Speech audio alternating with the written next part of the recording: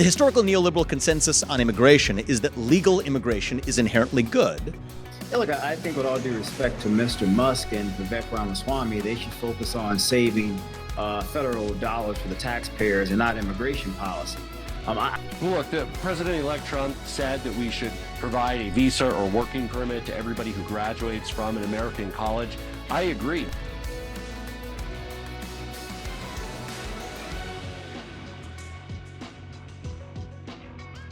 The American First movement and the MAGA movement are not happy with Trump. Why? Because he has appointed Sriram, Krishnan, and other Indian Americans into his cabinet. Let's go through the list of people that he appointed.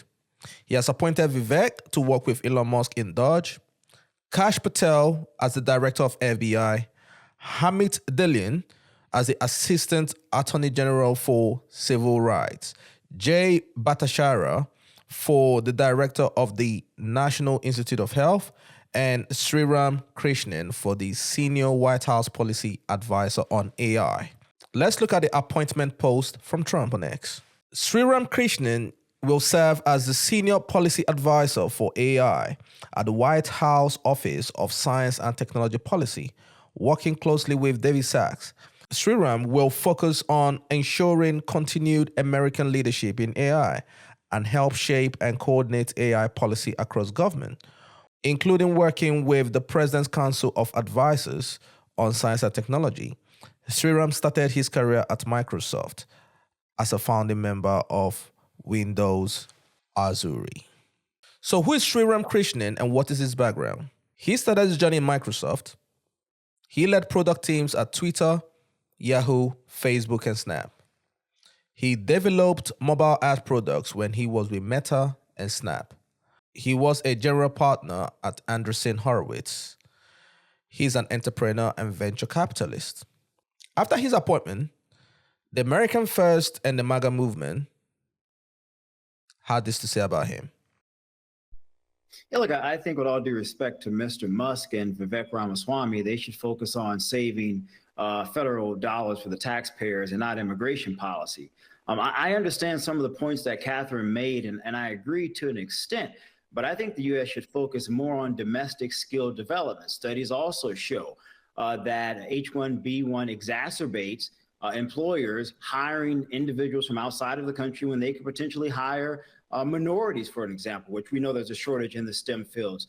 There are a significant number of Americans who I think would love opportunities if they had the proper training and skills to operate in those jobs fairly well. So why not start and focus there? I'm not of the support or mindset, Caitlin, that we should let in more than the 60,000+ that were already let into the country.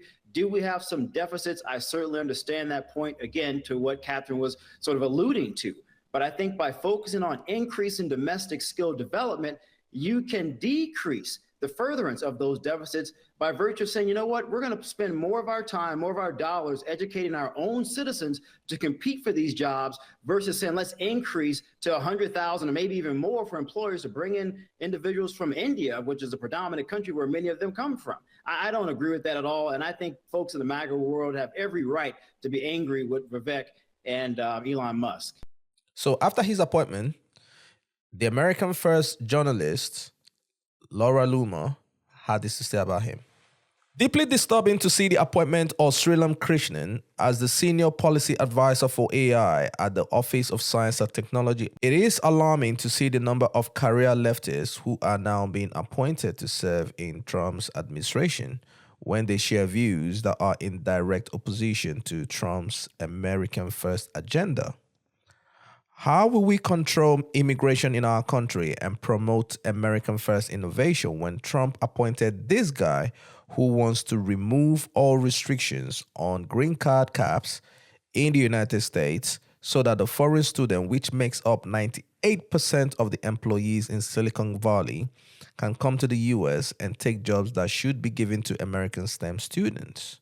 This is very troubling.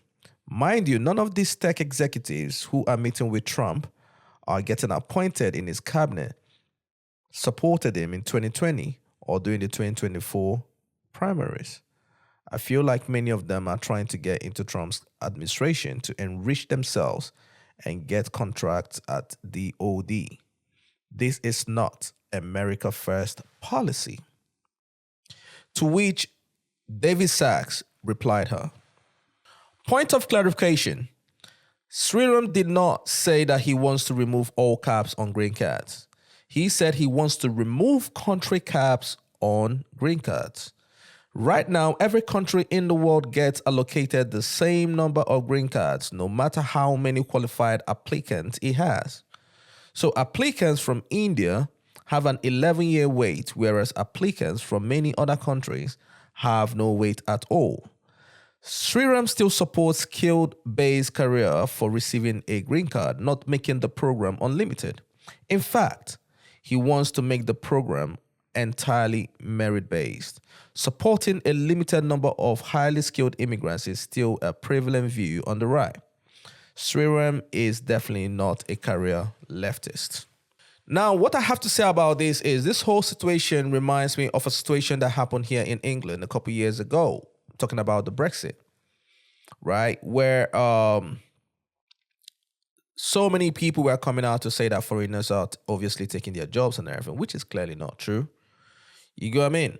Which is clearly not true. There are so many jobs here for, I believe that most companies would love to have British citizens or American citizens, I'm talking about in America, yeah, I believe that.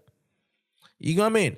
But a lot of people went with the narrative that foreigners are here to take their jobs and everything. While when you actually look at it logically, right? If you have doctors, if you have engineers, if you have scientists, regardless of their background, race, creed, color, whatever, right? If you have them in your country, if you have the best of the best, what do you think is going to happen to the economy?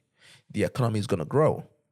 Different innovations, the latest innovations. So in my opinion, the people that should be crying are people that are in the country of India, because they've lost this guy who is obviously going to bring in his innovation into America.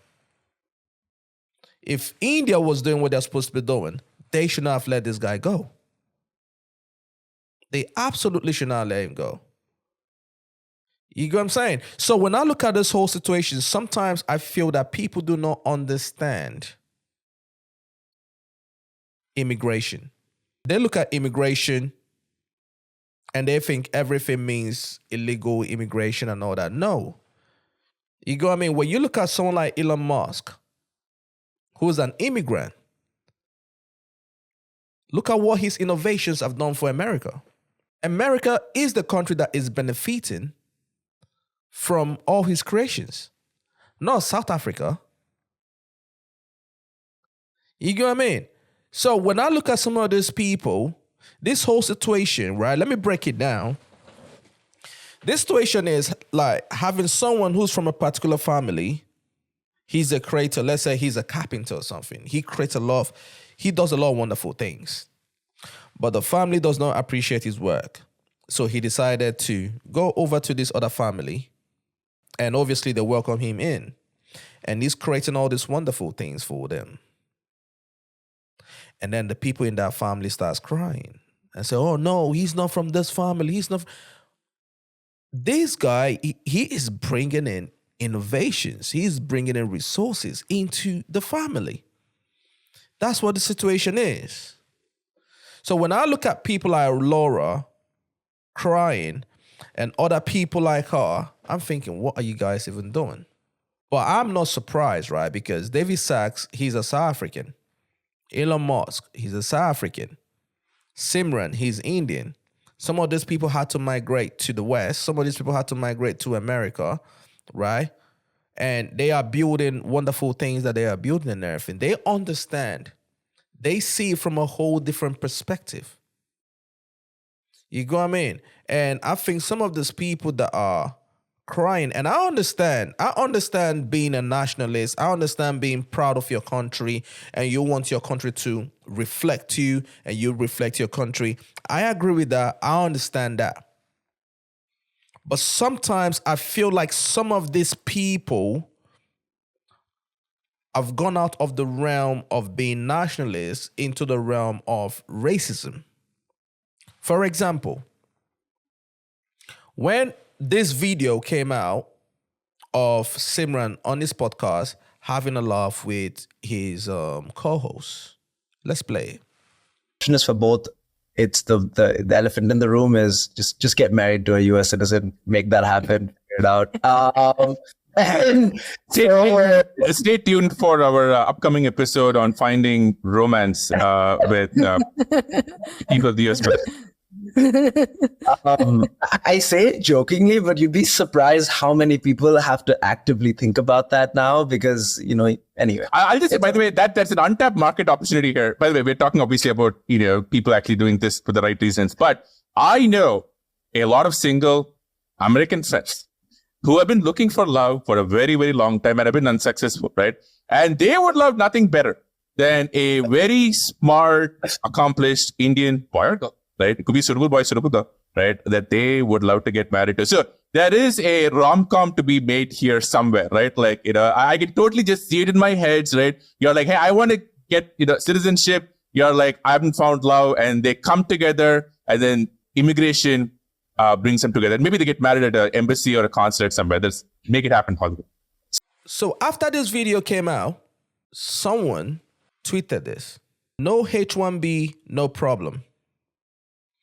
Ethno-nationalist, Indian immigration activist, and Trump advisor Sriram Krishnan defends that smart, accomplished Indians race mix and marry Americans so that they can receive their green cards. Note how transactional the process is for them. They have no love for America. That's clearly not true. As someone who my lineage is from Nigeria, and we hear the stories all the time of people obviously moving down here or going to America and everything, and they get married to someone and all that, and they work. I will understand when people have problems with people that are not working, that are not, bringing in anything into the society, they are taken away. I can understand them being mad.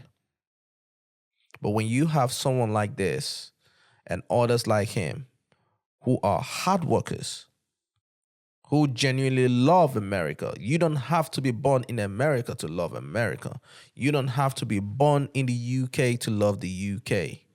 Some people genuinely love these countries. You go, because they understand where they come from. They understand how bad their countries of origins are. And when they are here and achieving all these wonderful things, and this country helps them become who they become today, they have genuine love for the country. And also, Vivek is being attacked for saying this. He tweeted this. He said, the reason top tech companies often hire foreign-born and first-generation engineers over Native Americans isn't because of an innate American IQ deficit, a lazy and wrong explanation. A key part of it comes down to the C word, culture. Tough questions demand tough answers. And if we're really serious about fixing the problems, we have to confront the truth. And he continued, our American culture has venerated mediocrity over excellence for way too long, at least since the 90s or likely longer. That doesn't start in college, it starts young. A culture that celebrates the prom queen over the math Olympia champ, over the valedictorian, will not produce the best engineers. A culture that venerates Corey from Boy Meets World or Zach and Slater over Screech in Saved by the Bell, or Stefan over Steve Yoko in Family Matters will not produce the best engineers. Fact, I know multiple sets of immigrant parents in the 90s who actively limited how much their kids could watch TV, precisely because they promoted mediocrity, and their kids went on to become widely successful STEM graduates. And he continued, more movies like Whiplash, fewer reruns of Friends, more maths tutoring, fewer sleepovers, more weekend science competitions, fewer Saturday morning cartoons, more books, less TV, more creating, less chilling, more extra curriculums, less hanging out in the mall, Most normal American parents look skeptically at those kinds of parents. More normal American parents view those kinds of kids with scorn. If you grow up aspiring to normalcy, normalcy is what you will achieve. Now close your eyes and visualize which families you knew in the 90s or even now who raised their kids according to one model versus the other. Be brutally honest. Normalcy doesn't cut it in the hyper-competitive global market for technical talent. And if we pretend like it does, we have our asses handed to us by China. That's a whole lot of words right there. And that's the truth. That's absolutely the truth. Because as someone who came from an African parent, we didn't have any choice but to become doctors, lawyers, engineers, accountants. That's it. I can actually speak for my own family as well. When my dad goes to work, he takes the TV and puts in his room. He locks in his room, right? And he gives us books to read. That was what he was doing. Fact. So I can understand what Vivek is saying, but then obviously they attacked him for that. You know, and when you look at what someone like Vivek has gone through, let's look at this interview that he did with this lady. And that's why I brought on today somebody who I think has some thoughtful perspectives on the future direction of our country, of our conservative movement, and on this question of nationalism and national identity, somebody who I've been fascinated by for a long time and have interacted with on social media, but for the first time we're having at least live form conversation in the offline sense of it. It's Ann Coulter. So Ann, thanks for coming on, and I'm looking forward to our conversation today. Me too. Thanks for having me. That was a fantastic opening monologue.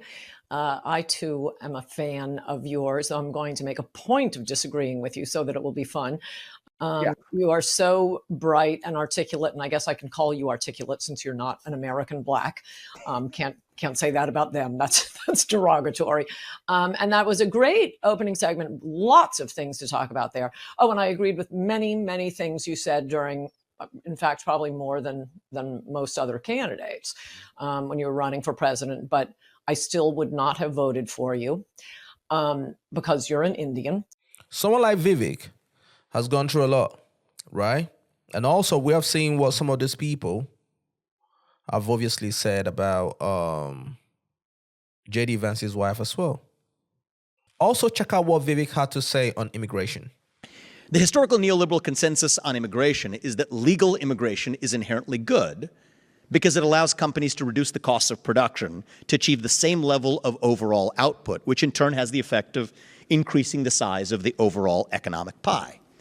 So let's make that specific. On the old view, if a company were able to hire 2 legal immigrants to do a job for $10 an hour, for the same quality, for the same output that an American worker requires $20 per hour to do, the right answer was to design policies, including an immigration policy, that allows the company to hire those 2 cheaper foreign-born workers. So I'm not surprised that someone like Vivek, Trump, David Sachs all support Sriram, right?